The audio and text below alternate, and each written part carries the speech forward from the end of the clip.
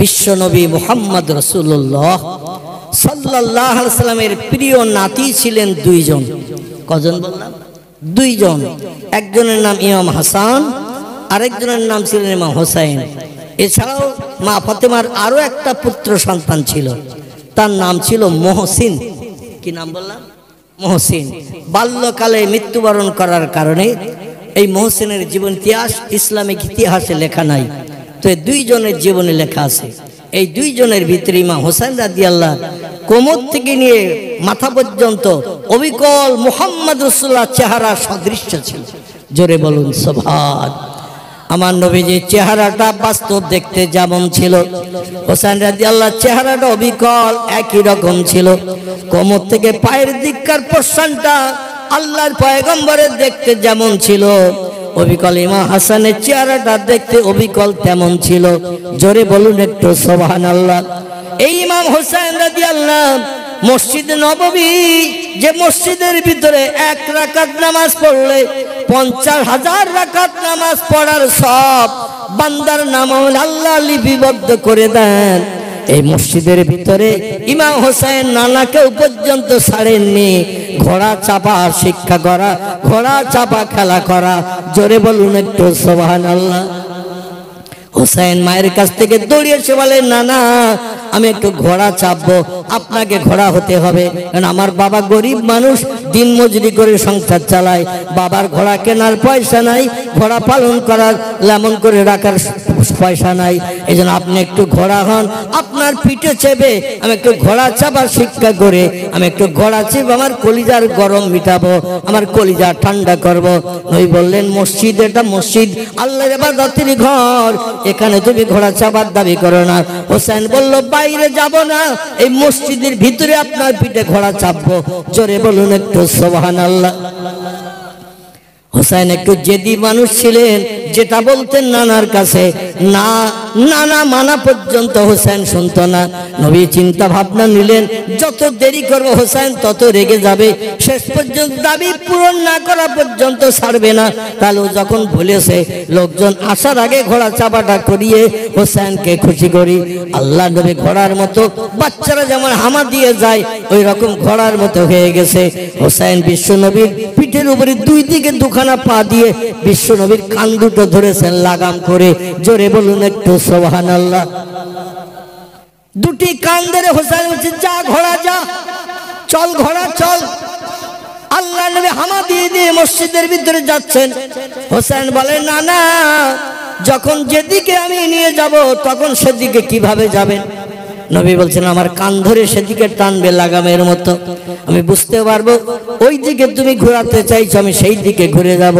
হোসেন আনন্দে আত্মহারা, সত্যি নানা তোমার কান দুটো আমার কাছে উপযুক্ত লাগাম হয়ে গেছে। জোরে বলুন একটু সুবহানাল্লাহ।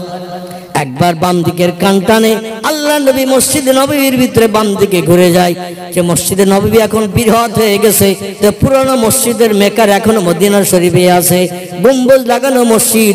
সামনের দিকে যেখানে আমার ভাইরা জান্নাতের টুকরা হিসাবে মর্যাদা নিয়ে বিশ্ববাসীর কাছে সুনামি হয়ে রয়েছে, এই জান্নাতের টুকরা হিসাবে এই মসজিদটা ছিল সেই যুগের পুরানো মসজিদ। আল্লাহ নবী সাল্লাল্লাহু আলাইহি সাল্লামকে হোসেন বলছে, না না, আপনি যে ঘোড়া, আমি কিছুতে প্রমাণ পাচ্ছি না। নবী বললেন, পিঠে করে নিয়ে তোমার মসজিদের ভিতরে ঘোরাচ্ছি, তুমি কিরকম প্রমাণ পাও না? হোসেন বলল, না না, ঘোড়ারা মাঝে মাঝে রাস্তায় যখন চাবুকের বাড়ি খায়, হিস্সা রবে হি করে ডেকে ডেকে ওঠে, আওয়াজ দিয়ে ওঠে, আপনার কণ্ঠে তো আওয়াজ পেলাম না। আপনি যদি ঘোড়ার মতো আওয়াজ না করেন তাহলে আমি বুঝবো না আপনি প্রকৃত ঘোড়া। আল্লাহ নবী বলেন, এটা আল্লাহর ইবাদতের ঘর মসজিদ, এখানে তাসবিহ তাহলিল হয়, আল্লাহর নামে জপ জিকির হয়, নামাজ কালাম হয়, ঘোড়ার মতো আওয়াজ করা কি বৈধ হবে? হোসেন বলল, তাও তো জানি না, আপনারে ডেকে প্রমাণ করতে হবে আপনি বাস্তব ঘোড়া। নবী একবার হি হি করে আওয়াজ করলেন নাতিকে খুশি করার জন্য, যে নাতি तमाम দুনিয়ার যুবকদের জান্নাতের সর্দার হবে। চিল্লাই বলুন একটু সুবহানাল্লাহ, নারায়ে তাকবীর। এমন আমল কালাম, ইসলাম শরীয়তের এমন আমল কালাম ইমাম হোসেন রাদিয়াল্লাহু বাস্তব জীবনে রূপদান করে আমার আল্লাহর এমন খুশি করেছে, দুনিয়ার সমস্ত যুব সম্প্রদায়ের নেতা হবেন ইমাম হোসেন রাদিয়াল্লাহু আনহু। ইনি অনুমতি না দেওয়া পর্যন্ত কোন যুবক ব্যক্তি আল্লাহর জান্নাতে ঢুকতে পারবে না। এই হোসেনকে খুশি করার জন্য পয়গম্বর একবার হিহিরবে ডেকে উঠেছেন। যেই ডেকে উঠেছেন হোসেন আনন্দে নানার পিঠের উপরে গড়িয়ে পড়েছেন। আল্লাহ বলছেন, হোসেন কি হলো? হোসেন বলে, সত্যি না না, দুনিয়ার চতুষ্পদ জন্তু ঘোড়া রাস্তায় চলে যখন হিসাবে আওয়াজ দেয়, ঘোড়ার কণ্ঠের আওয়াজ শুনতে যেমন আপনার কণ্ঠের আওয়াজ অবিকল একই রকম তেমন। জোরে বলুন একটু সুবহানাল্লাহ। নবী বলছেন, তাহলে আওয়াজ শুনে খুশি? হোসেন বলল, না না, একটু পরখ করবো, আর একবার ডাকতে হবে। আল্লাহ নবী বলছেন, আর দাবি করিস না। না না, তোর দাবি আমি পূরণ করছি, কারণ আমার চেহারার সঙ্গে তোর চেহারার মিল। আমি মুহাম্মদ রাসূলুল্লাহ, আমার চেহারা কেমন আমি নিজে দেখতে পাই না যত সময় আয়নার সামনে না যাই। আমার চেহারাটা অবিকল দেখতে কেমন আমি নিজে কিছুই বুঝতে পারি না, অনুভব করতে পারি না যত সময় আয়নার কাছে না যাই।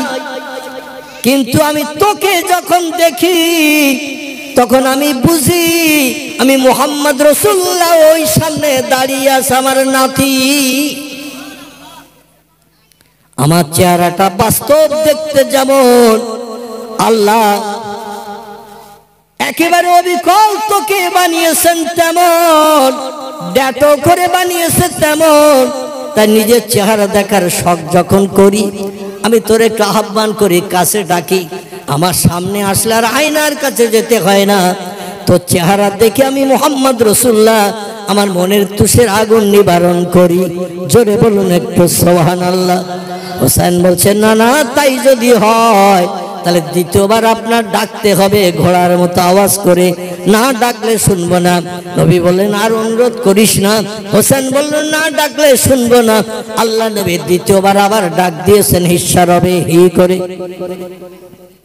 যেই ডাক দিয়েছেন হোসেন আনন্দ আত্মহারা বলে, সাদ্দাক্তা ইয়া জাদ্দি, ও আমার নানা, সত্যি আপনি দুনিয়ার চতুষ্পদ জন্তুর মতো ঘোড়া। জোরে বলুন একটু সুবহানাল্লাহ। দুনিয়ার ঘোড়া যেমন আপনার কণ্ঠের আওয়াজ অবিকল তেমন। আপনি যে হি হি করে আওয়াজ দিচ্ছেন, ডেকেছেন, অবিকল ঘোড়ার মতো আওয়াজ আমি শুনতে পেয়েছি। আল্লাহ নবী বলে, তুই খুশি তো বাবা? ও আমার নাতি হোসেন খুশি? হোসেন বলল, না না, খুশি তখন হব আর একবার যত সময় না ডাকবেন, আর একবার যত সময় না ডাকবেন। তিনের মর্যাদা আল্লাহর কাছে অধিক, এই জন্য আপনি আর একবার যত সময় না ডাকবেন তত সময় আমি খুশি হতে পারছি না। নবী বলে, আর ডাকিস না, আর আমার দাবি করিস না, আর আওয়াজ দিস না, আমি আর ডাকতে পারি না। আল্লাহর ইবাদতের ঘর মসজিদ, তোর দাবি পূরণের জন্য দুইবার ডেকেছি, আবার কেন দাবি করিস? আবার ডাকবো, আবার বলবি আরেকবার ডাকো, আবার 4 বার ডাকতে হবে, 5 বার ডাকতে হবে। আর আমার কাছে প্রস্তাব দিস না, দাবি করিস না, তোর দাবি আর পূরণ করা যাবে না। আমার ভাইরা, এমত অবস্থায় হোসেন বলছেন, না ডাকলে শুনবো না। নবী বলছেন, 2 বার ডেকেছে, আর 3য় বার ডাকবো না। এমত অবস্থায় হযরত ওমর রাদিয়াল্লাহু আনহু মসজিদে নববীর দরজার সামনে দাঁড়িয়ে এসে পড়েছে। জোরে বলুন একটু সুবহানাল্লাহ। ওমর বিশ্ব নবীর সঙ্গে সাক্ষাৎ করতে এসেছে। নবীজি অধিকাংশ সময় মসজিদে নববীর ভিতরে থাকতেন, আর মসজিদে নববীর একেবারে পূর্ব গায়ে মাইসাতুল হুমায়রার ঘর ছিল। খেজুরের পাতার ডাটার বেড়া দিয়ে বানানো ঘর। প্রয়োজনের তাগিদে খাওয়ার সময়, প্রয়োজনের সময়, গোসলের সময় নবীজি মাইশার ঘরে যেতেন, আর বাকি সময়টা মসজিদে নববীর ভিতরে থাকতেন। এই মসজিদে নববীর ভিতরে নবীজি বসা, তাই হযরতে ওমর দেখা করতে নবীজির সঙ্গে নিজের কিছু সমস্যার সমাধান করার জন্য প্রশ্ন উত্তর নেবে বলে দরজার মুখে এসে দাঁড়িয়ে আওয়াজ শুনেছেন। আল্লাহ নবী হিসার হবে হি হি করে ডেকে উঠেছেন। ওমর বলে, নবীজি নাতির নিয়ে মসজিদে নববীর ভিতরে খেলা করছে, এখন দরজা খুলে ভিতরে ঢুকলে নবী হয়তো লজ্জায় পড়ে যাবে। পয়গম্বরকে লজ্জা দেব না, বাইরে দাঁড়িয়ে থাকে। ঘোড়া চাপা শেষ হয়ে গেলে, ঘোড়া খেলা শেষ হয়ে গেলে তখন দরজা খুলে ভিতরে যাব, কারণ নবী আমারে দেখলে হয়তো লজ্জা পেতে পারে, কারণ আল্লাহর ইবাদতের ঘর মসজিদ, এর ভিতরে তো খেলাধুলো বৈধ নয়। এই জন্য হযরত ওমর ভিতরে ঢোকে না, কিন্তু হযরতে হোসেন রাদিয়াল্লাহু বারবার অনুরোধ করছেন, আরেকবার না ডাকলে শুনবো না। হযরত ওমর রাদিয়াল্লাহু আর ধৈর্য ধরতে পারলেন না, দরজা খুলে ভিতরে ঢুকেছেন। যেই দরজা খুলে ভিতরে ঢুকেছেন, ওমরকে বাচ্চা কাচ্চা মদিনার সমস্ত বাচ্চারা বেশি বেশি ভয় করতেন। হযরতে হোসেন রাদিয়াল্লাহু থতমত খেয়ে মুখ কালো করে গুটিয়ে একেবারে চুপটি করে বসে রয়েছেন। জোরে বলুন একটু সুবহানাল্লাহ। ওমর ডেকে বলে, হোসেন কি করছিলে তুমি? হোসেন বলে, না ইয়া আম্মি, লা ইয়া আম্মি, কই তেমন কিছু তো করছিলাম না, মানে প্রকাশ করতে চাইছে না। ওমরের হুমকিতে ইসলামিক ইতিহাস লিপিবদ্ধ হয়েছে।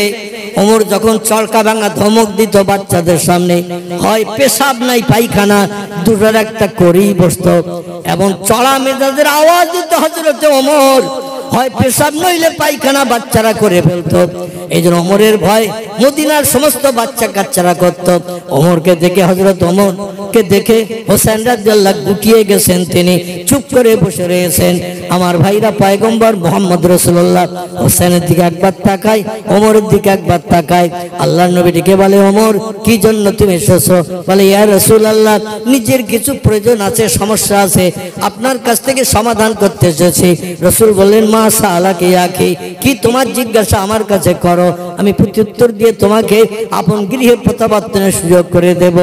এমন অবস্থাতে আল্লাহ পাক ডেকে বলেন, ইযহাব ইয়া জিবরিল ইলা রাসূলিহি, আমার ফেরেশতা জিবরিল তাড়াতাড়ি গিয়ে আমার পয়গম্বরের কাছে যা। কারণ হযরত ওমর হোসেনকে ডেকে বলছে, হোসেন আর কোনদিন যেন তোমার এই রকম বেয়াদবি করতে না দেখি। এটা হলো আল্লাহর ইবাদতের ঘর, মসজিদ গৃহ, এখানে ঘোড়া খেলা চলে না, ঘোড়ার মতো ডাকা চলে না। নবী তোমাকে খুশি করার জন্য নাতি হিসাবে দুইবার আওয়াজ দিয়েছে, দুইবার ডেকেছে, তারপরেও তুমি তিনবার নবীজিকে হিস্সার হবে আওয়াজ দিতে বলছো। আল্লাহ রাসূল দিতে চাইছে না, আর তুমিও ছাড়ছো না, এইভাবে সময় অতিবাহিত করছো। আমি আর ধৈর্য ধরতে পারি নাই বলে দরজা খুলে তোমাদের খেলা বন্ধ করে দিয়েছে, আর কোনোদিন যেন এমনটা না হয়। হোসেন বললেন, নাম ইয়া আম্মি, ও চাচা, আপনার কথা আমি শিরোধার্য করে নিলাম, কোনোদিন ভুল করব না। জোরে বলুন একটু সুবহানাল্লাহ।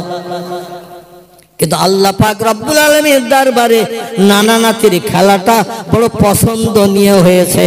জোরে বলুন একটু আমিন। আল্লাহ ডেকে বলে, জিবরিল আমার পয়গম্বরের কাছে যা, আমার পয়গম্বরের কাছে যা, যে খবর দিয়ে দে আমার পয়গম্বর যদি তৃতীয়বার হোসেনের ডাক শুনে একবার হিস্সার হবে হি হি করে ডেকে উঠতো, আমি হাসরের মাঠে টোটাল উম্মতে মুহাম্মাদীদের হিসাব নিকাশ না করে আমি জান্নাত হালাল বানিয়ে দিতাম।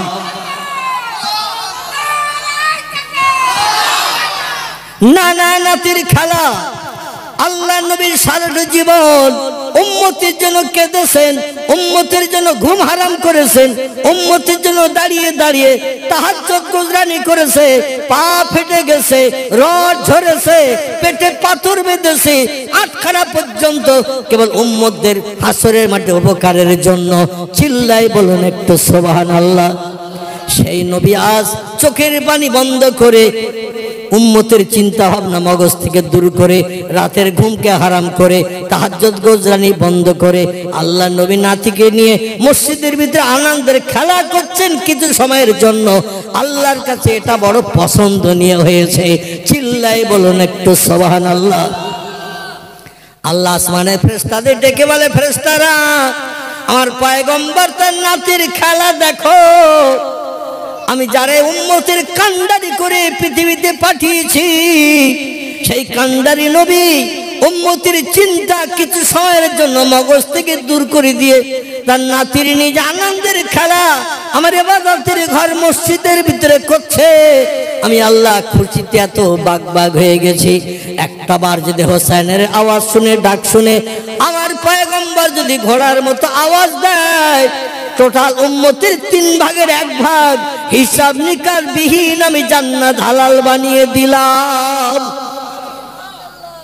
হোসেন রাদিয়াল্লাহু দ্বিতীয়বার যখন আওয়াজ দিয়েছেন, না না, একবার দেখেছেন আমি খুশি হয়েছি, তবে পরিপূর্ণ খুশি হতে পারিনি, দ্বিতীয়বার একটু আওয়াজ দেন।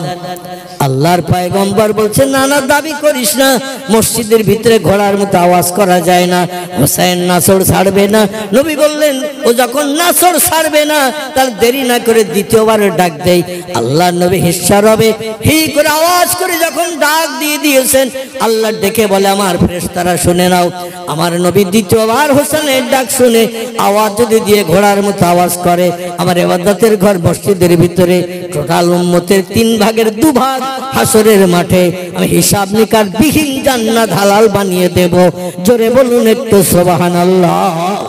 যেই নবী ডাক দিয়েছেন, আল্লাহ বলেন 3 ভাগের 2 ভাগ উম্মতকে আমি জান্নাত হালাল বানিয়ে দিলাম। হোসেন রাদিয়াল্লাহু যেই তৃতীয়বার বললেন, ও না না, আরেকটা বার ডাকলে আর দাবি করব না, তৃতীয়বারটাই হলো যথেষ্ট, প্রমাণ আদির জন্য যথেষ্ট, না না, তৃতীয়বার ডাকুন, আর দাবি করব না। আল্লাহ নবী বলছেন, আর দাবি করিস না। আল্লাহ ডেকে বলে, ফেরেশতারা, আমার নবী যদি নাতির মর্যাদা রক্ষার্থে, নাতির দাবি পূরণে তৃতীয়বার যদি ডাক দেয়, উম্মতি মুহাম্মাদীদের কবর থেকে হাসরে উঠিয়ে হোসেনের দাবি পূরণের জন্য একটা উম্মতকে হাসরের মাঠে 50,000 বছরের লম্বা দিন সূর্যের রৌদ্রে দাঁড় করিয়ে রাখবো না। নবীর ইজ্জতের খাতিরে, নবীর সম্মানের খাতিরে, নবীর মর্যাদার খাতিরে টোটাল উম্মতকে আমি জান্নাত হালাল বানিয়ে দেব। অপেক্ষা করো, আমার নবী তৃতীয়বার ডাক দেয় কিনা। এমন সময় হযরতে ওমর মসজিদে নববীর ভিতরে ঢুকে পড়েছে। হোসেন লাফ মেরে নানার পিঠ থেকে নিচে নেবে সড়গড় হয়ে গুটিসুটি হয়ে মাথা নিচু করে বসে রয়েছে। আল্লাহ ডেকে বলে, জিবরিল রে, আমার পয়গম্বরের কাছে যা, আমার পয়গম্বর লেট না করে, দেরি না করে নাতির দাবি কবুল করে ওমরের মসজিদের ভিতরে ঢোকার আগে তৃতীয়বার যদি আওয়াজটা দিয়ে দিত, কোন উম্মতে মুহাম্মাদীকে সূর্যের রৌদ্রে হাসরের মাঠে 50,000 বছরের লম্বা দিন আর দাঁড়িয়ে থেকে দগ্ধ হতে হতো না। আমি আল্লাহ সব নবীর উম্মতদের হাসরের মাঠে দাঁড় করে রেখে উম্মতে মুহাম্মাদীদের আমি আল্লাহ হিসাব নিকাশ বিহীন জান্নাত হালাল বানিয়ে দিতাম। আল্লাহ নবী হাউ হাউ করে কান্না শুরু করেছেন এই তথ্য শুনে। জিবরিল বলে, মাফ কুকা ইয়া রাসূলুল্লাহ, আল্লাহর পয়গম্বর আপনি তথ্য শুনে কাঁদছেন কেন? নবী ডেকে বলে, জিবরিল, আমার নাতিকে আবার পিঠিয়ে উঠিয়ে নিচ্ছি, রাত দিন 24 ঘন্টা যদি আমার ঘোড়ার ডাক ডাকতে হয়, আর আল্লাহ খুশি হয়ে যে আমার উম্মতদের হিসাব নিকাশ বিহীন যদি জান্নাত হালাল বানিয়ে দেয়, আমি মুহাম্মদ রাসূলুল্লাহ 24 ঘন্টায় এই ঘোড়ার ভিতরে ঘোড়ার ডাক ডাকবো। কারণ আমার উম্মতেরা হাসরের মাঠে গুনাহগার হয়ে উঠবে, সুদ খাবে, মদ খাবে, ব্যভিচারী করবে, মিথ্যা কথা বলবে, চুরি ডাকাতি করবে, মানুষ মার্ডার করবে, ছিনতাই করবে, গুন্ডামি করবে, বিধবার দরজার করে নাড়া দেবে, চরিত্র নষ্ট করবে, মানুষের প্রাণ নাশ করবে, গরিব বাপ হারা মাহারা বাচ্চাকে এতিম বানিয়ে দেবে, দুনিয়ায় শয়তানের অসুদায় পড়ে অপকর্ম কুকর্ম কাজগুলো শুধু করেই যাবে। হাসরের মাঠে হিসাব নিকাশ দিলে আর উম্মতেরা জান্নাত হালাল বানাতে পারবে না। এই জন্য যদি 24 ঘন্টায় ঘোড়ার মতো ডাক দিলে আল্লাহ খুশি হয়ে আমার উম্মতের জান্নাত হালাল বানিয়ে দেয়, আমি তাতে রাজি। জিবরিল বলে, ইয়া রাসূলুল্লাহ, তাহলে আমি ইসমে আজম পাঠ করে ডানা মেলে আমি সিদরাতুল মুনতাহায় যে আল্লাহর কাছ থেকে খবর নিয়ে আসি। আল্লাহ কি তত্ত্ব দেন আমি না শুনে বলতে পারবো না, কারণ আমরা ফেরেশতারা নিজের তরফ থেকে কোনো কথা বলি না, কোনো কাজ করি না। ওয়াইয়াফআলুনা মা ইউমারুন, আল্লাহ যেটা বলে সেটা করি, আল্লাহ যে কাজটা করতে বলে সেটা করি, যে কথা বলতে বলে সেটা বলি। আমরা নিজেদের ব্রেন মগজ ধোলাই করে কোনো তথ্য আমরা দিই না। জোরে বলুন একটু সুবহানাল্লাহ। নবী বলেন, ইযহাব ইলাস সামা, যাও আসমানে চলে যাও, আল্লাহর কাছে যে একটু খবর নিয়ে এসো। এখান থেকে 24 ঘন্টা যদি আমার একটা না ঘোড়া হতে হয়, আর নাতিরে পিঠে বসিয়ে নিয়ে যদি হিস্সার হবে ঘোড়ার মতো ডাক দিতে হয়, আল্লাহ যদি তাতে খুশি হয়ে যায়, আমার টোটাল উম্মতদের হিসাব নিকাশ বিহীন জান্নাত হালাল বানিয়ে দেয়, জাহান্নামের আগুনে আর দগ্ধ না করে, আমি মুহাম্মদ ওই কাজ করতে রাজি আছি। জিবরিল আমিন ডানা মেলে উড়ে গেলেন। 600 ডানা আল্লাহ জিবরিলকে দিয়েছেন। একবার নাড়া দিলে লক্ষ লক্ষ মাইল অতিক্রম করে 1 সেকেন্ডের ভিতরে। জোরে বলুন একটু সুবহানাল্লাহ। সপ্তম আসমান পাড়ি দিয়ে সিদরাতুল মুনতাহা পর্যন্ত জিবরিলের পারমিশন, তার উপরে যাওয়ার পারমিশন নাই। ওইখানে যেয়ে বলে, ইয়া রব্বি, ও আল্লাহ, আপনার হাবিব এমন একটা প্রশ্ন আমাকে দিয়ে পাঠিয়েছেন, এবং 24 ঘন্টা যদি মসজিদে নববীর ভিতরে দরজা লাগিয়ে দিয়ে কোনো ব্যক্তিকে ঢুকতে না দিয়ে হোসেনকে পিঠে করে নিয়ে যদি ঘোড়া খেলিয়ে হোসেনকে খুশি করেন, আর ঘোড়ার মতো আওয়াজ পূর্বে যেমন 2 বার দিয়েছিল আর একবার নয়, 24 ঘন্টা যদি হিস্সার হবে আওয়াজ করে করে ডাক দেয়, আপনি খুশি হয়ে যায় নবীর উম্মতের সব হিসাব নিকাশ বিহীন জান্নাত হালাল বানাবেন কিনা, এই তথ্যটা আপনার নবী জানতে চেয়েছে। আল্লাহ বলেন, এ ফেরেশতা জিবরিল, ওই খেলার সঙ্গে নতুন খেলা আর হবে না। জোরে বলুন একটু সুবহানাল্লাহ। যে খেলা চলছিল ওই খেলার সঙ্গে নতুন খেলা হবে না। আমার নবী যেমন খুশি হয়ে ডাকছিলেন, হোসেন যেমন খুশি হয়ে আওয়াজ শুনছিলেন, আমি আল্লাহ আমার ফেরেশতাদের দেখিয়ে দেখিয়ে বলছিলাম, এখন উম্মতের চিন্তা ভাবনা নিয়ে নবী আওয়াজ করে করে ডাকবে, ও আওয়াজ আমার কাছে পছন্দনীয় হবে না। এই জন্য 3 ভাগের 2 ভাগকে আমি আল্লাহ জান্নাত হালাল বানাবো, 1 ভাগকে হাসরের মাঠে আমি হিসাব নিকাশ করে চুলচেরা বিচার করে জান্নাত দেব। সকলে বলুন আমিন। আমার ভাইরা, আল্লাহ পাক কোরআন পাকের ভিতরে জানিয়েছেন, উলাইকা আনআমাল্লাহু মিনান নাবিয়্যিন ওয়াস সিদ্দিকিন ওয়াস শুহাদাই ওয়াস সালিহিন ওয়া হাসুনা উলাইকা রাফিকা। জোরে বলুন একটু আল্লাহু আকবার। আমি খুব সংক্ষেপ করে বলতে চাইছি, সেটি হলো এই, আল্লাহ বলেন 4টি দলের মানুষ হাসরের মাঠে হিসাব নিকাশ বিহীন কবর থেকে যখন হাসরে হাজির হবে, 50,000 বছরের লম্বা দিন বানানো হবে। তো হিসাব নিকাশ শুরু করার আগে ওয়াকিমুল ওয়াজনা বিল কিসতে ওয়ালা তুকসিরুল মিজান, কোন ব্যক্তির হিসাব নিকাশ বিহীন জান্নাত হালাল বানানো হবে না। প্রত্যেকটি মানুষের জীবনের নেকি এবং বদি, পাপ আর পুণ্য দুটো মিজানের দাড়ি পাল্লা চাপিয়ে হিসাব নিকাশ করে পাপ এবং পুণ্য, নেকি এবং বদি মিজানের দাড়ি পাল্লা চাপিয়ে প্রমাণ করা হবে, দেখানো হবে কে কেমন সৎ কাজ করেছে, কে কেমন বদ কাজ করেছে। সৎ কাজ যদি বেশি হয় সে লোকটি জাহান্নামের আগুন থেকে নিষ্কৃতি দিবে, জান্নাত হালাল বানাবে। আর যার পাপের পাল্লা ভারী হবে সরাসরি সে জাহান্নামে চলে যাবে, সৎ কাজে কোনো কাজ হবে না। তবে জাহান্নামের আগুনে দগ্ধ করে করে দগ্ধ করে করে পাপের ময়লা যখন ঝরে যাবে, কিছু সৎ কাজ করার কারণে পরবর্তীতে তাকে জান্নাত দেওয়া হবে। জোরে বলুন একটু আমিন, জোরে বলুন একটু আমিন। তবে 4টে দলের মানুষ আল্লাহ কোরআনে বলছেন, 4টে দলের মানুষকে আমি আল্লাহ হাসরে কোনো হিসাব নিকাশ করব না, নেকি বদি মিজানের দাড়ি পাল্লায় চাপাবো না। হিসাব নিকাশ বিহীন কবর থেকে হাসরে উঠলেই বিচার শুরু করার আগে এই 4টে দলের মানুষকে আমি সরাসরি জান্নাত হালাল বানিয়ে দেব। চিল্লাই বলুন একটু সুবহানাল্লাহ। 4টি দল কারা? আল্লাহ বলেন, নবীগণ, নবী আম্বিয়া হিসাবে মর্যাদা পেয়েছে যারা, উলাইকা আনআমাল্লাহু মিনান নাবিয়্যিন, নবী আম্বিয়ার মর্যাদা পেয়েছে যারা, এদের কোনো হিসাব নিকাশ আল্লাহ হাসরে নেবেন না, এদের সরাসরি জান্নাত হালাল বানিয়ে দেবেন। অসিদ্দিকিন, সত্যবাদী যারা পৃথিবীতে বনেছে, জীবনে মিথ্যা কথা বলেনি, কোনো অর্থের লোভে পড়ে, মালমাত্রার লোভে পড়ে। আমার ভাইরা, মান সম্মান ইজ্জত নষ্ট হবে তবু মিথ্যার আশ্রয় নেয়নি, সত্য কথা সবসময় পৃথিবীতে যারা বলেছে। আল্লাহ সত্যবাদীকে বলে ভালোবাসেন, আল্লাহু ইউহিব্বুল মুতাহিরিন, এবং পবিত্র সত্যবাদী বান্দাকে ব্যক্তিকে আল্লাহ বড় পছন্দ করে থাকেন। জোরে বলুন একটু সুবহানাল্লাহ।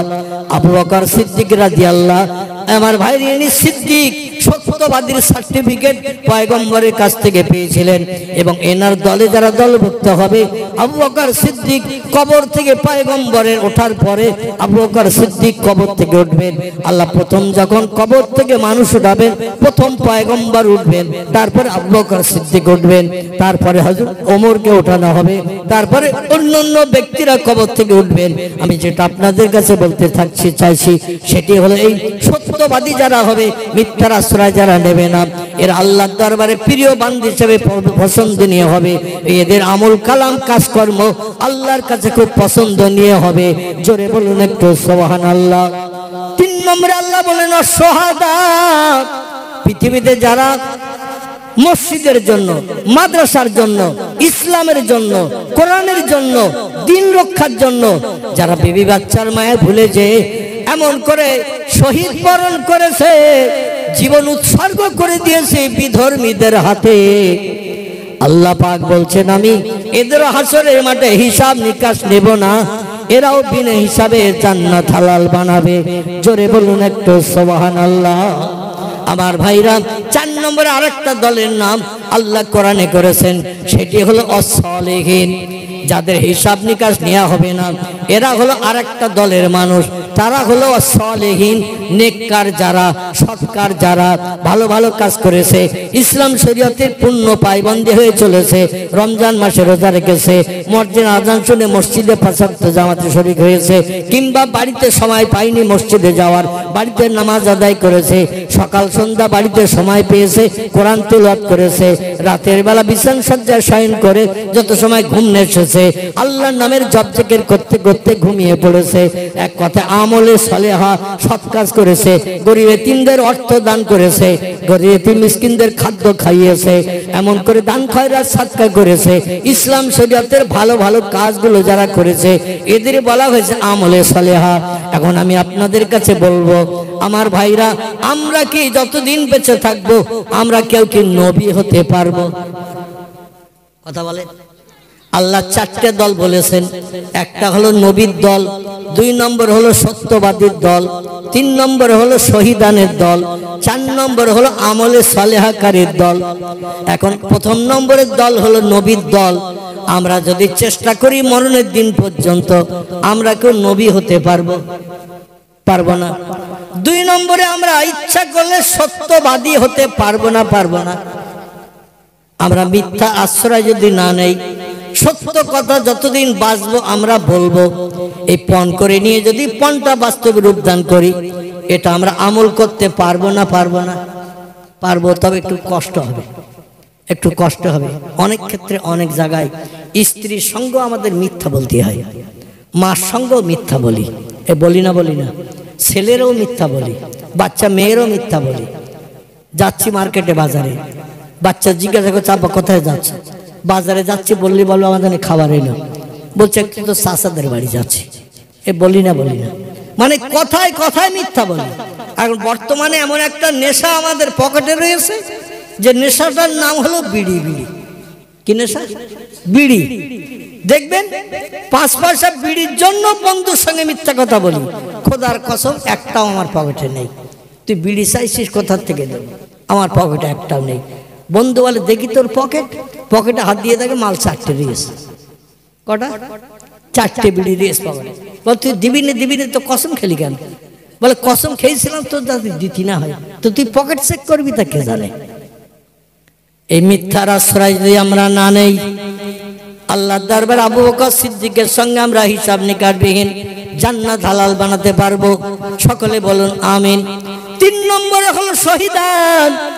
আমার ভাইরা, আল্লাহ কোরআনের 2 পারায় বলছেন, বিসমিল্লাহির রহমানির রহিম, ওয়ালা তাকুলু লিমান ইউকতালু ফি সাবিলিল্লাহি আমওয়া বাল আহিয়াউ ওয়ালাকিন লা তাশউরুন। জোরে বলুন একটু আল্লাহু আকবার, আর একটু জোরে বলুন আল্লাহু আকবার। আমি বক্তৃতার প্রারম্ভে কোরআনের আয়াতটা আপনাদের কাছে রেখেছিলাম। এই আয়াতটার ভিতরে আল্লাহ তত্ত্ব দিচ্ছেন, ওয়ালা তাকুলু, তোমরা কোনোদিন যেন বলিও না, লিমান ইউকতালু, যারা কতল হয়ে গেছে, প্রাণ বিসর্জন দিয়েছে, প্রাণ নাশ করা হয়েছে, ফি সাবিলিল্লাহ আল্লাহ রাস্তায় জিহাদ করতে যে, ইসলাম শরীয়তের মর্যাদা রক্ষা যে, দিন প্রতিষ্ঠা করতে যে, কোরআনের মর্যাদা রক্ষা করতে যে, মসজিদ রক্ষা করতে যে, মাথায় টুপি রাখতে যে, মুখে দাড়ি রাখতে যে, হাঁটুর নিচে লম্বা জামা গায়ে রাখতে যে, বিধর্মীদের কাছে যারা প্রাণ দিয়েছে, তারে খুলতে বলেছিল জামা, খুলতে বলেছিল টুপি, কাটতে বলেছিল দাড়ি, কিন্তু বিশ্ব নবীর সুন্নতকে বাস্তব জীবনে রূপদান করতে যে, ও বলল আমার মাথার টুপি খুলবো না, মুখের দাড়ি কাটবো না, গায়ের লম্বা জামা পরিহার করে আমি ইংল্যান্ড আমেরিকার বেশভূষা পছন্দ করি না, তোমরা যদি প্যান্ট শার্ট দাও তাও পরবো না, এইরকম বলার কারণে যদি তার প্রাণ নাশ হয়ে যায়, আল্লাহ কোরআনে বলছেন এরা হলো আল্লাহ রাস্তায় প্রাণ দান করি, এদের নাম কোরআনে বলা হয়েছে শহীদান। কি বলা হয়েছে?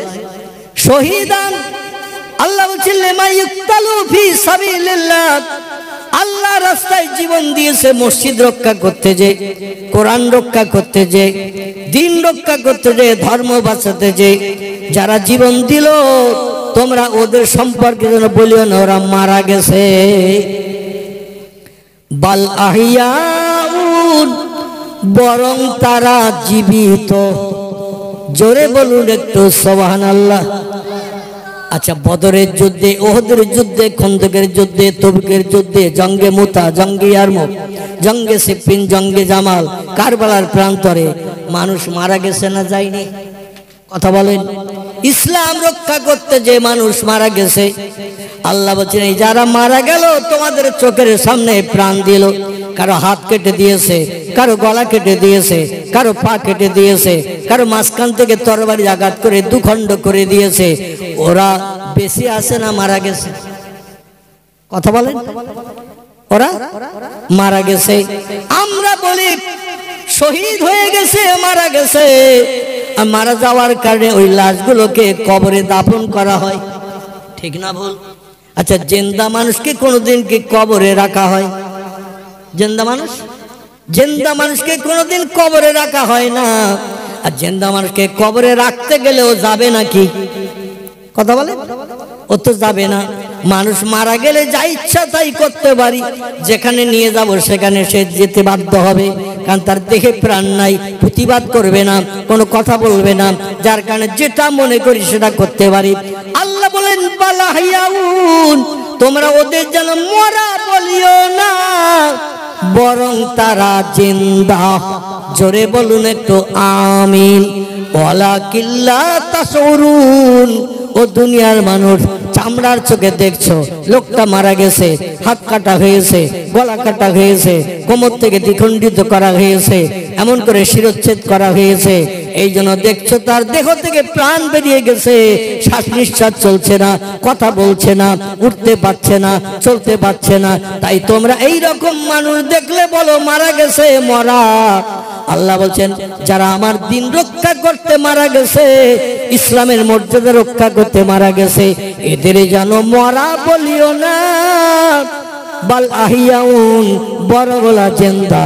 ওয়ালাকিল্লা তাশউরুন, তোমরা তা জানো না, তোমরা তা খবর রাখো না, আমি আল্লাহ কিয়ামত পর্যন্ত তাদের জিন্দা অবস্থায় রাখি। একটু জোরে বলা যাবে না সুবহানাল্লাহ? নারায়ে তাকবীর। টোটাল। আচ্ছা, একটা প্রশ্ন করি, আমি শেষ করে দিচ্ছি, অনেক লম্বা হয়ে গেছে। একটা প্রশ্ন করি, প্রশ্নটা হলো এই, নবীরা মারা গেছে না জিন্দা? নবীরা। আচ্ছা, জিন্দা মানুষকে কেউ কি আজ পর্যন্ত পৃথিবীর শুরু থেকে নিয়ে কিয়ামত অবধি জিন্দা মানুষকে কবরে দিয়েছে কেউ? কি কবরে দিয়েছে? তাহলে কবরে দেই কাকে? কথা বলতে কবরে দেই মরা মানুষকে। যে লোকটা কথা বললে উত্তর দেয় না, খুব ভালো করে বোঝেন, যে লোকটা কথা বললে উত্তর দেয় না, খাদ্য দিলে খায় না, পোশাক দিলে পরতে পারে না, উলঙ্গ করে রাখলে উলঙ্গ থাকবে, পোশাক পরিয়ে রাখলে পোশাক পরে থাকবে, মানে যার কোনো কর্তৃত্ব নাই, যে কিছুই করতে পারে না, যার শ্বাস নিঃশ্বাস চলে না, এ লোকটা জিন্দা না মরা? কথা বলে। আরে উত্তর দেন, ভুল হলে আমি আসি তো। আর আমার ভুল হলে আপনারা ধরে দেবেন, আর চুপ করে যদি বসে থাকেন তো সময় তো পেরিয়ে যাবে। আমার তো আবার 2.5-3 ঘন্টা বাড়ি যেতে হবে নাকি। আগামীকাল সম্ভবত আমার প্রোগ্রাম আছে দক্ষিণ 24 পরগনার ওই মেটিয়াবুরুজের কাছাকাছি বজবাজ এলাকা, আখড়া নাম শুনছেন? আখড়া, ওই আখড়ার ওখানে প্রোগ্রাম আছে। তো যাই হোক, বাড়ি যেতে হবে, আবার একটু বিশ্রাম নিয়ে কাল আবার বেরোতে হবে, বাই ট্রেনে যেতে হবে। ওরা বলেছে হুজুর আপনি ট্রেনে আসবেন, আমরা স্টেশনে থাকবো, আপনাকে স্টেশন থেকে আমাদের গ্রামে নিয়ে যাবো। যাই হোক, আমি যেটা বলতে চাচ্ছিলাম, কথার উত্তর দিলে বক্তৃতা তাড়াতাড়ি শেষ করা যাবে। এখন যে লোকটা শ্বাস নিঃশ্বাস চলে না, খাদ্য দিলে খায় না, কথা বললে উত্তর দেয় না, এ লোকটা জেন্দা না মরা? মরা। আচ্ছা, পয়গম্বর 63 বছর জিন্দগিতে রবিউল আউয়াল মাসের 12 তারিখ বেলা দ্বীপ্রহরের সময় আজরাইল আলাইহিস সালাম এসে মুসা নবীর যেমন প্রাণনাশ করে নিয়ে কবরে কবরস্থ করিয়েছিলেন, আমাদের পয়গম্বরেরও প্রাণনাশ করার আগে কবরে গেছে না প্রাণনাশের পরে? খুব ভালো করে বুঝে বলবেন, পয়গম্বর প্রাণনাশের আগে কবরে গেছে না প্রাণনাশের পরে? ইন্নাহুম মাইয়াতু ওয়া ইন্নাকুম মাইয়াতুন সুম্মা ইন্নাকুম ইয়াউমাল কিয়ামাতি ইনদা রাব্বিকুম লা তাকতাসিবুন। জোরে বলুন একটা আল্লাহু আকবার। আল্লাহ বলেন বিশ্ববাসী তোমাদের সকলের মরণ হবে। ইন্নাকুম মাইয়াতুন, সব সৃষ্টির মরণ ঘটানো হবে। ইন্নাকুম মাইয়াতুন, ও হাবিব আপনারও মরণ করানো হবে। আল্লাহ কোরআনে তথ্য দিচ্ছেন, কোরআন সত্য না মিথ্যা? কোরআন হলো সত্য। আল্লাহ পৃথিবীর সব সৃষ্টির মরণ ঘটানো হবে এবং ও হাবিব আপনারও মরণ করানো হবে। তাহলে নবী মরেছে না মরেনি? কথা বলেন। পৃথিবীর মরণ প্রত্যেকটি সৃষ্টির নসিবে জুটবেই জুটবে। কোরআনে কিন্তু কোথাও বলা নাই শহীদানদের মতো। আল্লাহ শহীদানদের নামে যেমন বলেছেন, ও দুনিয়ার মানুষেরা, বাল আহিয়াউন, বরং তারা জিন্দা। ওয়ালা তাকুলু লিমা ইক্তালু ফি সাবিলিল্লাহ, আল্লাহর রাস্তায় যারা প্রাণ বিসর্জন দিয়েছে, জীবন দিয়েছে, তোমরা যেন বলিও না ওরা মরা, এই কথা যেন বলিও না, বরং তারা জিন্দা। ওয়ালাকিল্লা তাশউরুন, তোমরা তা জানো না, খবর রাখো না, আমি আল্লাহ জানি। জোরে বলুন একটু আমিন। কোরআনের কথাও বলা হয় নাই পয়গম্বরেরা জিন্দা, এমন কথা কোরআনের কথা বলা হয়নি। ভুল যেন বুঝবেন না। টোটাল কোরআনের কোন হাফেজ যদি থাকে, একটা করে আয়াত পড়বেন 6666। শহীদানদের সম্পর্কে আল্লাহ যেমন তথ্য কোরআনের 2য় পারায় আল্লাহ যে তথ্যটা দিয়েছেন, এই বাচ্চারা চুপ কর, 2য় পারে আল্লাহ যে তথ্যটা দিয়েছেন, এমন তথ্য নবীদের সম্পর্কে, ওলিদের সম্পর্কে দেয়া হয়নি। তবে শরীয়তের ফতোয়ার কিতাবে এসেছে নবীরা জিন্দা, আর ওলিউ আল ওলিউ লা ইয়ামুত, ওলিরাও মরণের পরে জিন্দা। জোরে বলুন একটু সুবহানাল্লাহ। টোটাল কোরআনের ভিতরে 6666টি সেন্টেন্সের ভিতরে নবীরাও জিন্দা এমন কথা আল্লাহ কোরআনে কোথাও মরণের পরে বলেননি। বরং পয়গম্বর মুহাম্মদ রাসূলুল্লাহর একটি জবানি হাদিস শরীফে লেখা হয়েছে। আমি যে হাদিসটি আপনাদের কাছে বক্তৃতা প্রারম্ভে পেশ করেছিলাম, সে হাদিস শরীফটি এবার একটু পড়ি। কোরআনে নাই কিন্তু হাদিসে আছে, আর শরীয়তের ফতোয়ার কিতাবে এসেছে নবীরা কবরে জিন্দা, ওলিরা কবরে জিন্দা। এটা ফতোয়ার কিতাবে মুফতিগণ লিখেছেন। আর পয়গম্বর মুহাম্মদ রাসূলুল্লাহর জবানি হাদিস এসেছে, ইন্নাল্লাহ হাররামা আন তাকুলা আলাল আরদে আসজাদাল আম্বিয়ায়ে ফানাবিয়াল্লাহে হাইয়ুন ইয়ারযাকু। জোরে বলুন একটু আল্লাহু আকবার, আর একটু জোরে বলুন আল্লাহু আকবার, নারায়ে তাকবীর। এখন কোরআনে নাই হাদিসে আছে। আমরা কোরআনে যদি না পাই, হাদিসে পেলে বিশ্বাস করব না? করব না। কোরআন যেমন সত্য, হাদিসও তেমন সত্য। কোরআন যেমন সত্য সঠিক, হাদিসও তেমন সত্য সঠিক। সব তত্ত্ব কোরআনে নাই। কোরআনে যে তত্ত্বগুলো পাওয়া যায় না, আল্লাহর পয়গম্বরের জবানি হাদিসে যদি তত্ত্ব পাওয়া যায়, ওটা আমাদের জন্য বিশ্বাসযোগ্য। জোরে বলুন একটু আমিন। পয়গম্বর মোহাম্মদ রাসূলুল্লাহ জিন্দাবস্থায় সোনার জবানিতে জানিয়েছেন, ইন্নাল্লাহ, নিশ্চয় আল্লাহ পাক, হারামা, তিনি হারাম সাব্যস্ত করেছেন, নিষেধ করেছেন, বারণ করে দিয়েছেন, আন্তাকুলা, ভক্ষণ করতে খেতে, আলাল আর, দুনিয়ার মাটিকে, আসরাদাল আম্বিয়া, নবী আম্বিয়া দুনিয়ার জমিন থেকে মৃত্যুবরণ করে যারা কবরে কবরস্থ হয়েছে এদিকে তোমরা মৃত বলিও না, বরং নবী আম্বিয়ারা, আসরাদাল আম্বিয়া, নবী আম্বিয়াদের লাশগুলোকে আল্লাহ মাটিকে খেতে নিষেধ করে দিয়েছেন। যেমন অবস্থায় কবরে রাখা হবে কিয়ামত অবধি নবী আম্বিয়ারা কবরে তেমনই থাকবে, মাটির বাবার ক্ষমতা নাই ওদের লাশ স্পর্শ করা। জোরে বলুন একটু সুবহানাল্লাহ।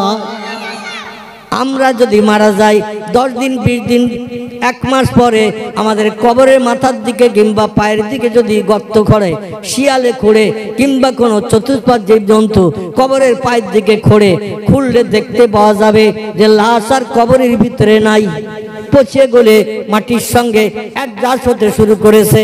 ঠিক বললাম না ভুল বললাম? হাদিস শরীফে পয়গম্বর বলছেন, কোরআনের পূর্ণ হাফেজ যারা হবে এবং কোরআনের আইন মোতাবেক দুনিয়ায় যারা চলবে এদের লাশও কিয়ামত পর্যন্ত কবরে মাটিতে খাবে না। যেমন বিশ্ববিখ্যাত খোদাদ্রোহী ফেরাউনের লাশ 4500 বছরের উপরে হয়ে গেছে, এখনো মাটিতে খায়নি। 400 বছর নীলদরিয়া সাগরের পানির কাদার তলায় ছিল, 400 বছর পরে কাদার তলা থেকে উঠানো হলো, দেখতে দেখতে 4500 বছর হয়ে গেছে, এখনো তার লাশ অক্ষত। একটা বেঈমানের লাশ যদি অক্ষত থাকে জমিনে, তাহলে নবীদের লাশ কবরে অক্ষত না, পচে গলে গেছে। কথা বলেন, কবরে অক্ষত রয়েছে।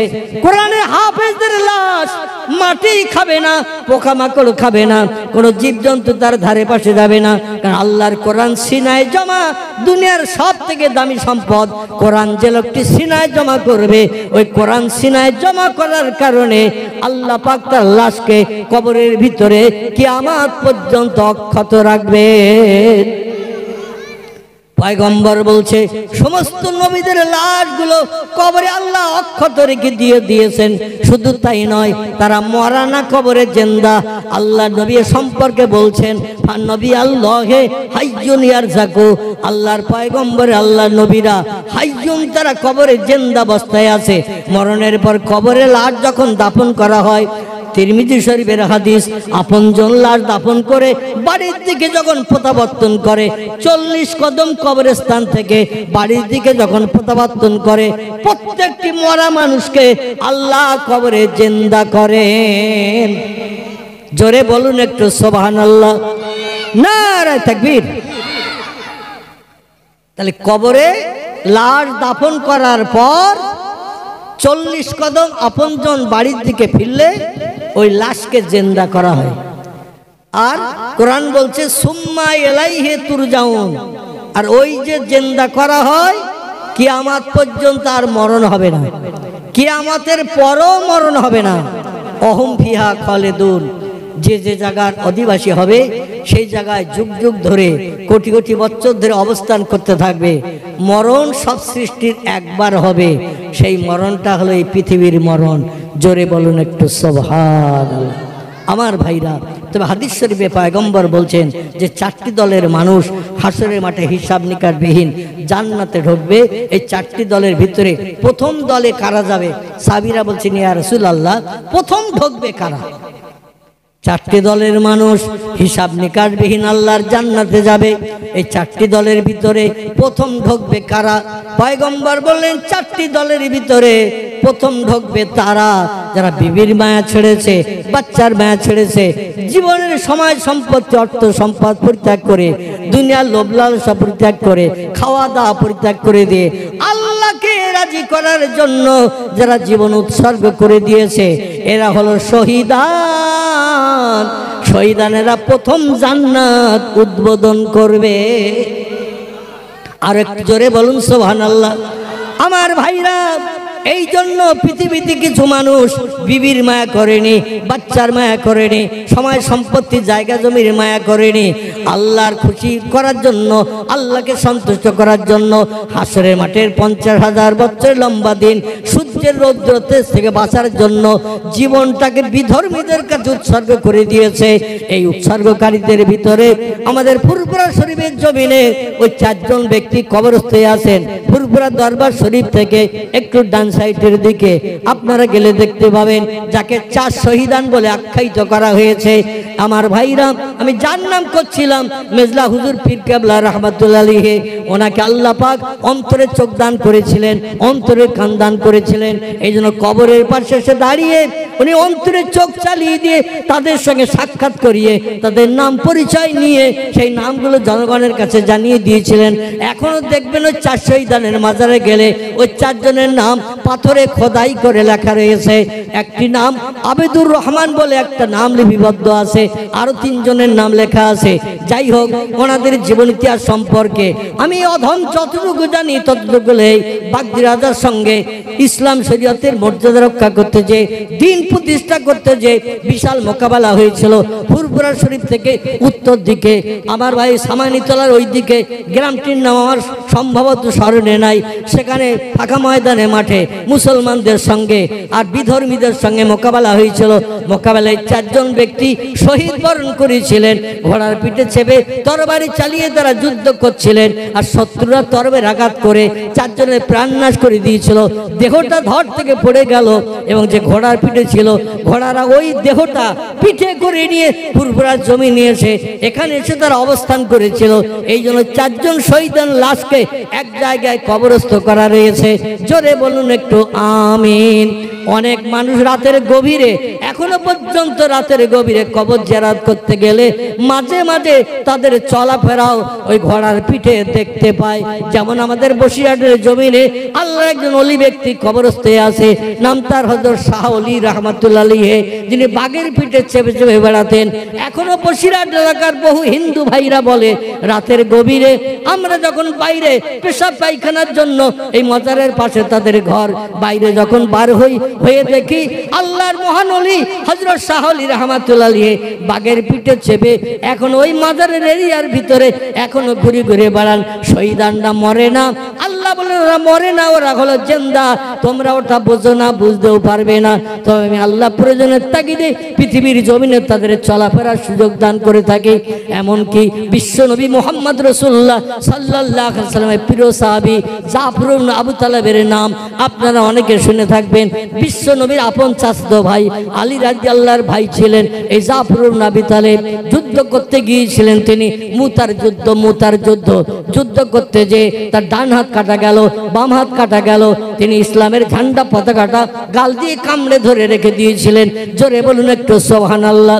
শত্রুরা তরবারি আঘাত করে মাথা যখন কেটে দিয়ে দিল, ধর পড়লো এক জায়গায়, মাথা পড়লো আর এক জায়গায়, কিন্তু দেখা গেল ওই কাটা মাথায় মুসলমানদের কলেমার ঝান্ডা উড্ডীন করে উঁচু করে রেখে দিয়েছে। জোরে বলুন একটু সুবহানাল্লাহ।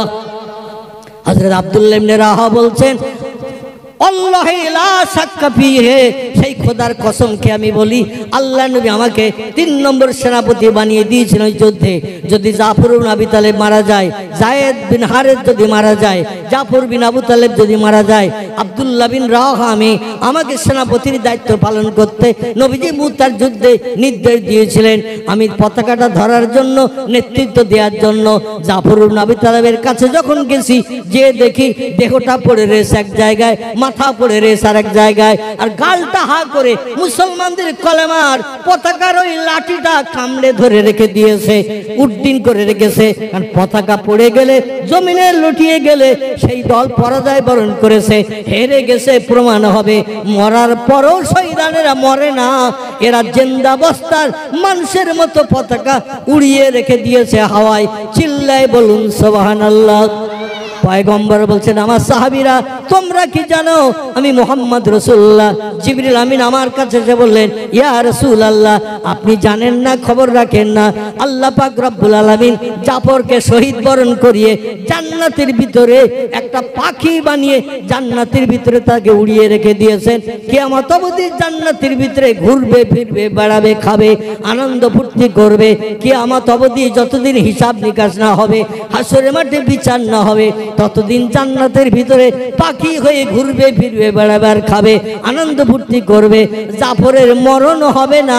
জোরে বলুন একটু সুবহানাল্লাহ, নারায়ে তাকবীর।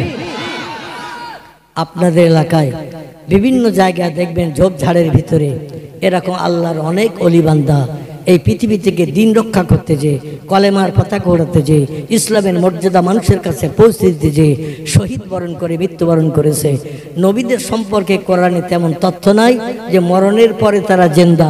তবে হাদিস শরীফে নবীজি বলেছেন, নবীরা মরে না, কবরে তারা জিন্দা থাকে এবং খোদা প্রদত্ত জান্নাতে রুজি তাদের জন্য পরিবেশন করা হয়। জোরে বলুন সুবহানাল্লাহ।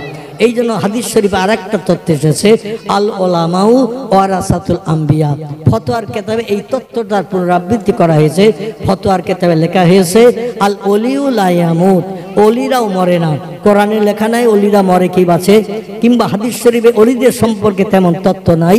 তবে এই তথ্যটা নবীজির জবানি মোবারক হাদিস থেকে এই তথ্যটা মুফতিগণ লিপিবদ্ধ করেছে ফতোয়ার কিতাবে। কারণ নবীর ওয়ারিস হলো দিন শরীয়তের বিজ্ঞ পণ্ডিত আলেমেরা। আলেমেরা হলো নবীর ওয়ারিস। কিয়ামত অবধি নবী আর আসবে না, নবীর কাজ করবে যারা, দিন শরীয়তের বিজ্ঞ পণ্ডিত আলেমেরা। এই আলেমেরা যারা দিন শরীয়তের আইন পালন করে চলবে, কোরআনের ভাষায় এদের বলা হয়েছে ওলি আউলিয়া। কি বলা হয়েছে? ওলি আউলিয়া। এই জন্য এই ওলি আউলিয়া যারা হবে, কোরআন হাদিসের পূর্ণ পায়বন্দী হয়ে চলবে, মদের গ্লাসে হাত দেবে না, সুদের টাকা স্পর্শ করবে না, মিথ্যা কথা বলবে না, চুরি করবে না, বিধবার দরজার কড়া নাড়া দেবে না, অবৈধ মেয়েদের নিয়ে দীঘার সমুদ্র সৈকতে হলডুব খেলতে যাবে না, লজ ভাড়া করে 4 দিন থাকবে না, কোনো মানুষের প্রাণ নাশ করবে না, বাপ মা হারা বাচ্চা বানাবে না। এরা হলো ওলি আউলিয়ার তবকার মানুষ। এরাও কবরের ভিতরে জিন্দাবস্থায় থাকে। জোরে বলুন একটু সুবহানাল্লাহ। সকলে একটু দাঁড়িয়ে যান, প্রাণ খুলে নবীজির দরবারে একটু প্রাণ ঢালা সালাম পেশ করে নেই। ইয়া নবী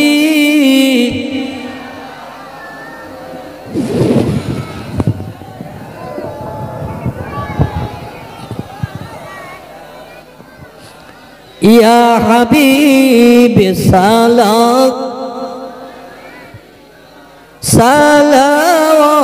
सलावतुल्लाह तुमको हो हस्मत मुबारक, तुमको हो रफ़ात मुबारक, तुमको हो शफ़ाअत मुबारक, तुमको हो उम्मत मुबारक। या नबी सलाम, या रसूल सलाम, या हबीब सलाम, सलावतुल्लाह।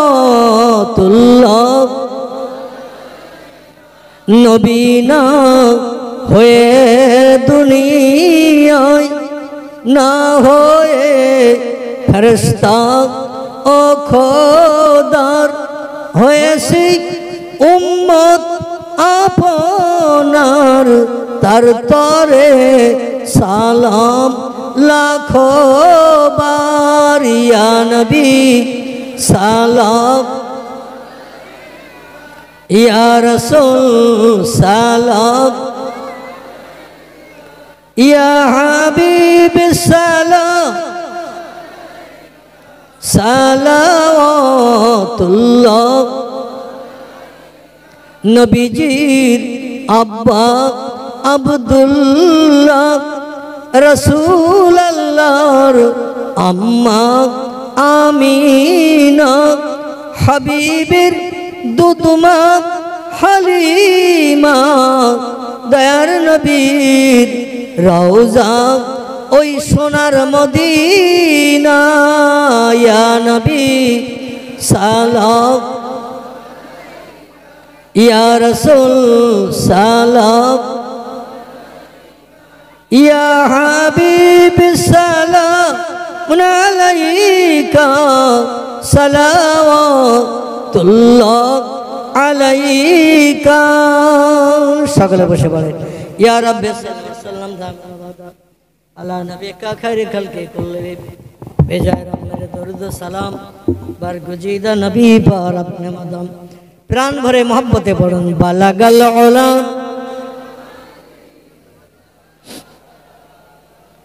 হাসনাতু জামিউ খিসালিহি।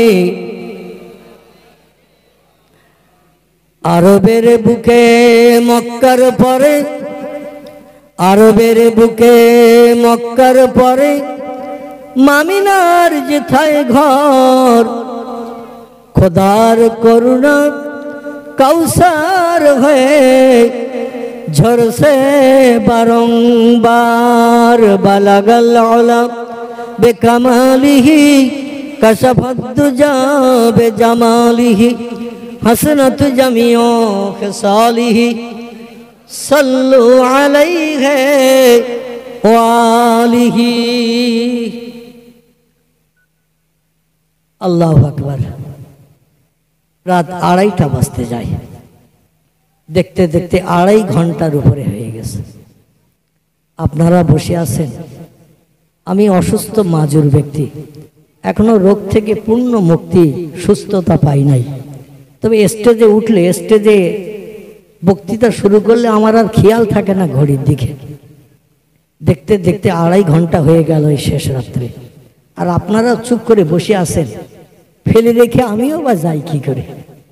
আপনারা ওঠাউঠি করলে আমিও শেষ করে দিতে পারতাম, কিন্তু আমি দেখছি যেন আঠা আপনাদের চেয়ারের সঙ্গে লেগে গেছে পাছায়, যার কারণে আমারও আঠা ছাড়াতে পারি নাই।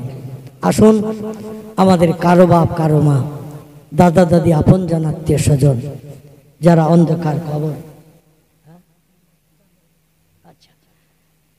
যারা এই পৃথিবীর মোহমায়া ছেড়ে অন্ধকার কবর নীরব নগরে আসামে বলে আছে, আমাদের ভবিষ্যতের উন্নতির চিন্তা ভাবনা করতে যে কত আমাদের পিতামাতার নামাজ কাজা করে ফেলেছে, শরীয়তের কত খেলাফ, হাজার হাজার আল্লাহর হুকুমের খেলাফ তারা করে ফেলেছে, তা ঠিক নাই। আমার ভাইরা, আজ তারা অন্ধকার কবরে ধরাশায়ী হয়ে আছে। তাদের আহা বলার কেউ নাই, দুঃখ দেখার কেউ নাই, তাদের খোঁজ খবরও আমরা নিতে যাই না। জায়গা জমি, অর্থ সম্পদ, ব্যাংক ব্যালেন্স সব আমরা উপভোগ করি। আমাদেরও একদিন চলে যেতে হবে না, হবে না? আমাদের বাপ মায়ের যেমন আমরাও স্মরণ করি না, আমরা চলে গেলে আমাদের বাচ্চারাও আমাদের স্মরণ করবে না। তবে আমরা যদি আমাদের বাপ মায়ের কথা খেয়াল করি, তাদের জন্য দোকানে হাত তুলে দোয়া কামনা করি, আমাদের বাচ্চারা আমাদের দেখা থেকে ওরাও শিখবে। আব্বারা দাদাদের জন্য এইরকম করতো, আমাদেরও বাপের জন্য মায়ের জন্য করতে হবে, ঠিক কি না? বাংলায় প্রবাদ আছে, দেখা দেখি চাষ, গায়ে গায়ে বাস। এই জন্য আল্লাহ পাক আমাদের পিতামাতার রুহকে আলা ইল্লিনে জায়গা দেন, সকলে বলুন আমিন। এবং সৎ সন্তানেরা পিতামাতার জন্য দোয়া করলে আল্লাহ সে দোয়াটা বিদ্যুতের মতো কবুল করে থাকেন। তাই অনুরোধ রাখছি, সকলে দোকানে করে হাত আমার সঙ্গে একটু মাহবুদের দরবারে উঠান। আল্লাহুম্মা আমিন। রব্বানা আতিনা ফিদ দুনিয়া হাসানাতাও ওয়া ফিল আখিরাতি হাসানা ওয়া কিনা আযাবান নার ওয়া কিনা আযাবুল মাউত ওয়া কিনা আযাবুল কবর ওয়া কিনা আযাবুল হাসর ওয়া কিনা আযাবুস সিরাত ওয়া কিনা আযাবুল জাহান্নাম। আয় আল্লাহ রব্বুল আলামিন, পবিত্র জমাদিল সানি মাসের শেষ লগ্ন, তাহাজ্জুদের সময় চলছে। আল্লাহ রাতের ঘুমকে হারাম করে বিবি বাচ্চার মায়া ভুলে যে শান্তির শয্যা বিছানায় লাথি মেরে এই শীতের রাতে ভিক্ষুক সেজে দুখানা করে হাত তুলেছি। কুদরতি নজরে বান্দা বান্দীদের দিকে ফিরে তাকান, রহমতের দরজা খুলে দিন, এই বেহেশতের বাগানকে কবুল করে নিন। আয় আল্লাহ, তুমি যদি আমাদের খালি হাতকে ফিরিয়ে দাও, এ হাত নিয়ে আর কার কাছে যাব, কার কাছে মনের শখ জানাবো? আল্লাহ রব্বুল আলামিন পবিত্র মাসের ইজ্জতের খাতিরে আমাদের হাতগুলোকে ফিরিয়ে দেবেন না। আপনার খোশনদির যেমন দিলাবের আশায় পাক কালাম কোরআনে মজিদ শুরু থেকে নিয়ে সময় পর্যন্ত বিভিন্ন জবানিতে আমরা তেলাওয়াত করেছি। আপনার হাবিবকে আমরা চোখে দেখি নাই, রসুলের সঙ্গে মদিনার দেশে ঘুরে বেড়াতে পারি নাই, প্রিয় নবীর কণ্ঠের বাণী কানে শুনে জীবন ধন্য করতে পারি নাই। রসুলের নাম এই বাংলার জমিন থেকে কানে শুনে শুধু মুহাম্মদ মুহাম্মদ সাল্লাল্লাহু আলাইহি সাল্লাম, নবীজির মোহব্বত প্রেম ভালোবাসা রক্ষার্থে দোয়া দরুদ মিলাদ কিয়াম সালাম আমরা সকলে মিলে পাঠ করলাম। আল্লাহ আয় রব্বুল আলামিন, যা কিছু তেলাওয়াত হয়েছে আপনার দরবারে মঞ্জুর করুন, ভুল ত্রুটি অপরাধগুলো ক্ষমা করুন, দয়া পরবশ হয়ে যদি করুণা দান করেন, রহমত বরকত যদি দান করেন, সর্বাগ্রে সোনার মদিনায় সবুজ গম্বুজের নিচে তোহফাটুকুন পৌঁছে দিন। তামাম খোলাফায়ে রাশিদিন, সাহাবায়ে কেরাম, আজজ মুতাহিরিন, রসুলের সকল আল আওলাদের কবরে সাদকা পৌঁছে দিন। বাবা আদম মা হাওয়া থেকে নিয়ে ঈসা রুহুল্লাহ পর্যন্ত, হযরত মরিয়ম আলাইহিস সালাম পর্যন্ত যত নবী আম্বিয়া নবীদের বিবিগণ এই দুনিয়ার মোহমায়া ছেড়ে কবরস্থ হয়ে আছে, আল্লাহ সকল নবী আম্বিয়া তাদের বিবিদের কবরে সওয়াব পৌঁছে দিন। আয় রব্বুল আলামিন, পিরানি পীর দস্তগীর মহিউদ্দিন আব্দুল কাদের জিলানী হুজুর থেকে নিয়ে এ সময় পর্যন্ত যত ওলি আউলিয়া গৌস কুতুব নকিব আবদাল শহীদ সোহাদা হাজি গাজী সুফিদার বেশ ইমানদার মুমিন মুসলমান নরনারী অন্ধকার কবরে যারা কবরস্থ হয়ে আছে সকলের কবরে সাদকাটুকুন পৌঁছে দিন। বিশেষ করে আমাদের সিলসিলার প্রতিষ্ঠাতা বিখ্যাত সমাজ সংস্কারক মরহুম দাদা হুজুরের কবরকে গোলাপের বাগান বানিয়ে দিন। কর্তৃপক্ষদের তরফ থেকে খবর পেলাম কোরআনে পাক শুরু থেকে শেষ পর্যন্ত এক খতম তেলাওয়াত হয়েছে। আল্লাহ, কোরআনের ভাষা হলো আরবি, আমাদের মাতৃভাষা হলো বাংলা। যেখানে যেমন পড়তে হয় বলতে হয় আমরা জানি না, মাখরে শুদ্ধ করে পড়তে পারি না, অজান্তে যত ত্রুটি বিচ্ছিন্ন হয়ে গেছে সাত্তার ওয়েব নামের ওসিলা করে সকল অপরাধগুলোকে ক্ষমা গুনে মার্জনা করে দিন। কোরআনের সাদকা সকলের আত্মা পাকে পৌঁছে দিন। আমাদের সিলসিলার প্রতিষ্ঠাতা মরহুম দাদা হুজুর পীর কেবলার আরওয়াহ পাকে পৌঁছে দিন। আল্লাহ তার পাঁচ সাহেবজাদা নাতি পোতা মুরিদ মোত্তাকিদ খলিফাগণ বাংলা, আসাম, ত্রিপুরা, মেঘালয়, পার বাংলা যে যেখানে কবরে দাফন হয়ে আছে সকলের কবরে সওয়াব পৌঁছে দিন। রব্বুল আলামিন, এই গ্রামে যত মুর্দারা কবরস্থ হয়ে আছে আল্লাহ জানি না কে শান্তিতে আছে কে আযাবে আছে, যারা আযাবে আছে আযাব বন্ধ করে দিন। কবরে যারা স্বস্তিতে শান্তিতে আছে কিয়ামত পর্যন্ত অনাবিল শান্তি তাদের কবরে চালু করে দিন। আমরা যারা দোকানে করে হাত তুলেছি, কেউ আব্বাকে কেউ আম্মাকে জনম জনম হারিয়ে ফেলেছি, কত ব্যথা কত দুঃখ, আব্বা বলে ডেকে জীবনে আর স্বাদ মিটাতে পারি না, মায়ের চাঁদ মুখ দেখে নফল কবুল হজের সওয়াব আর নসিব করতে পারি না। আমাদের বাপ মা যাদের বিদায় হয়ে গেছে আল্লাহ তাদের সকলের কবরগুলোকে গোলাপ ফুলের বাগান বানিয়ে দিন। রব্বুল আলামিন, আমাদের দাদা দাদি নানা নানি খালা খালু ফুবু ফুবি বন্ধু বান্ধব পিতার কুল মাতার কুল শ্বশুর কুল শাশুড়ি কুল রক্তের বাঁধনে বাঁধন নিয়ে যারা কবরে কবরস্থ হয়ে আছে আল্লাহ কোরআনের সাদকা তাদের কবরে পৌঁছে দিন। কবর আযাব বন্ধ করে দিন। পরীক্ষকদের প্রশ্নের উত্তর আসানির সঙ্গে জবানে চালু করে দিয়ে জান্নাতি নাজ নেয়ামত কিয়ামত পর্যন্ত কবরে বরাদ্দ করে দিন। এলাহি, এই দুনিয়ার মোহমায়া পরিত্যাগ করে আমাদেরও সকলকে একদিন অন্ধকার কবরে হাজির দিতে হবে। আমাদের মরণের দিন, জুমার দিন, জুমার রাত কিংবা রমজান মাস নসিব করবেন আল্লাহ। তকদিরে যদি না জোটে ইজ্জতপূর্ণ রাত দিন, আপনার হাবিবের ইন্তেকালের দিন সোমবার, আমাদের কাউকে যেন বঞ্চিত করবেন না আল্লাহ রাব্বুল আলামিন। মরণের সময় আপনার একাত্মবাদের ভাষা পবিত্র কলেমা শরীফ আসানির সঙ্গে আমাদের জবানে জারি করিয়ে ইমানদারের খাতায় আমাদের নামগুলো নথিভুক্ত করিয়ে বিশ্ব নবীর উম্মত হিসাবে মর্যাদা দান করে দেবেন আল্লাহ।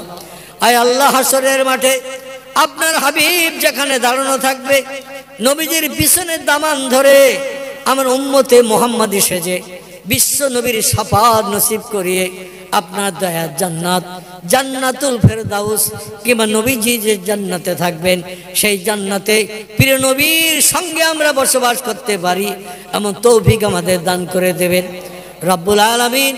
পূর্ণ ৫ ওয়াক্ত নামাজি আমাদের বানিয়ে নিন। নামাজের মহব্বত, প্রেম, ভালোবাসা আমাদের হৃদয়ে গাঢ়তর তৈরি করে দিন।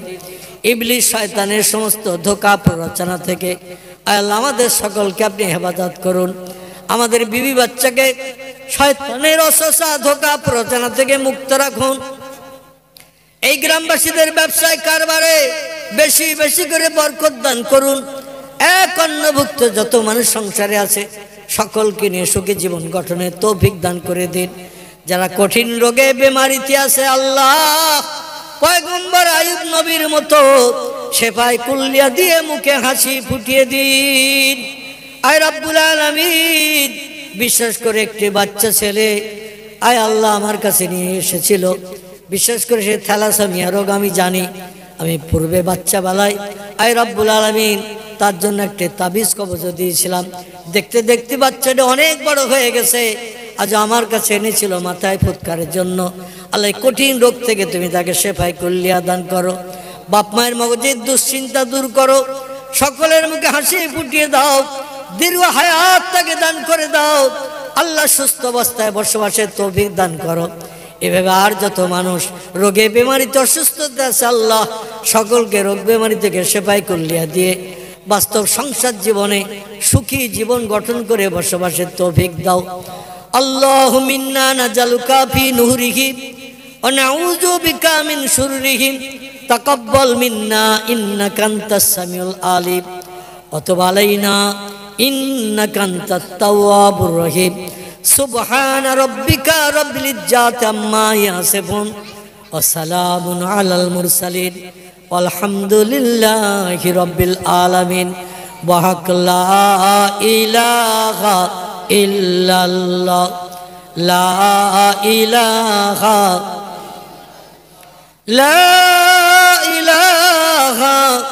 ইল্লাল্লাহ মুহাম্মাদুর রাসূলুল্লাহ।